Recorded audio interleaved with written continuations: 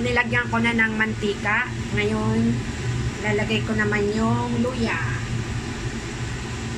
At saka itong scallion or yung big onion na tangkay. Ayan.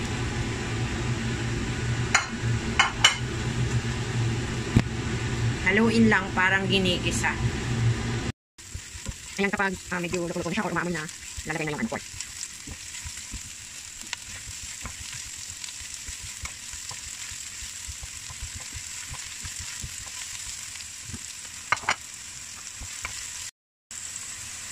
Yan, ito na yung pork. Malinis na ito. Pork ribs ito. Spare ribs.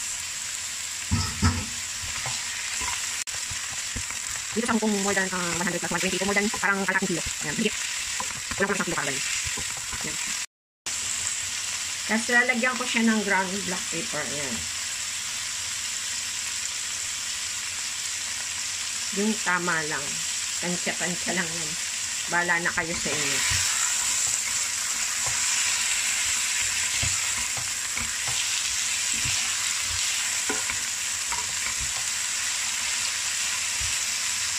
Haluin lang yung parang ginigisa.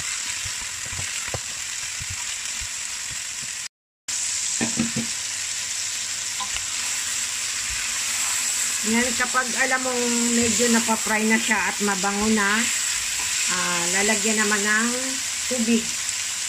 Yan, dahil nga soup ito, so lagyan lang ng tubig. Yung tama lang sa palagay mo. Pagkalagay ng tubig, takpan lang at hintayin kumulo. A few moments later. Yan, kumulo na. Tapos, ilalagay ko itong corn. Itong corn, pinutol-putol ko siya. Tapos, hinati ko sa 4. Kaya ganito. Mas maganda at mas malasa. So, ngayon ilalagay ko na.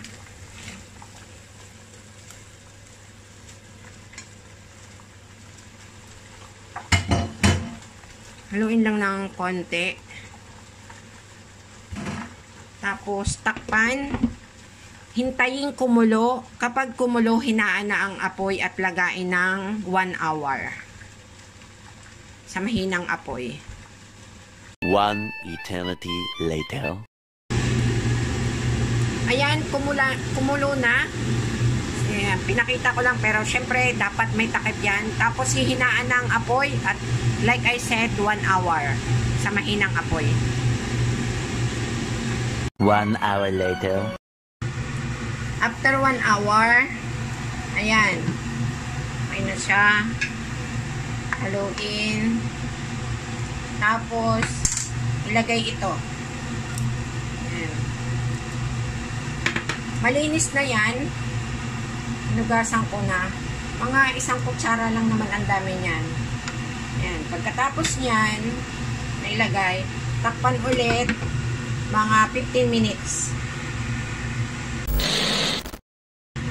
After 15 minutes, ayan, very good na siya. Haluin lang ng sandali, ng konti. Ayan. Tapos, tikman. Ito. So, kulang. Lagyan ko ng konting asin. Ayan. Tapos, haluin lang.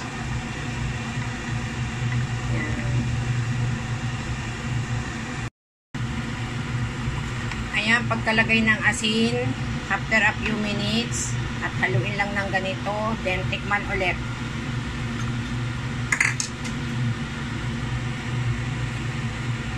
Ayan, okay na siya guys. Turn off na yung apoy, then ready to serve na po ito.